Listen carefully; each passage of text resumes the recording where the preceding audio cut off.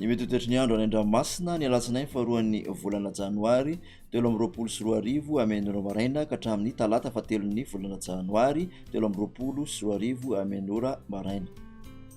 Tsy misy ny filazana manokana ho an'ny morontsiraka rehetrarehetra manerana ny Madagasikara fa tokony hitandrina izany ara isika mpampiasa ny ranomasina indrindra ao anatin'ny oram-baratra. Ho an'ny morontsiraka atsinanana Cap d'Ambre hatrany Cap Est andrahoana vitsy fa izy olana tadrivindrahoana kosa ny alina. Ho avy atsinanana amin'ny ankapobeny ny rivotra ka ho 7 km isan'ora. Adiny mpanonja na anonjabe ny ranomasina avy ny onja 1 hatramin'ny 5 metatra. Cap Est hatrany Manoro andrahoana amin'ny tsitokotoko. Ho avy avaratra atsinanana ny rivotra ka ho 7 km isan'ora.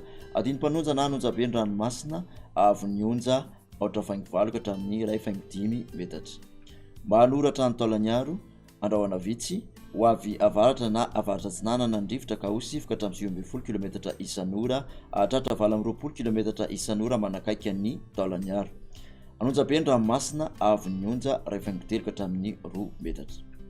Taolaniaro hatrany Cap Sainte-Marie ibalikan'ny masoandro. Ho avy atsinanana ny rivotra amin'ny ankapobeny ka ho 7 hatramin'ny 5 km isan'ora. Anonjabe ny ranomasina avy ny onja manodidina ny 1 hatramin'ny 2 metatra. Morontsiraka andrefana Cap Sainte-Marie hatrany Cap Saint-Vincent ibalikan'ny masoandro. Ho avy atsimona atsiman-tinanana ny rivotra ka ho 7 hatramin'ny 20 km isan'ora.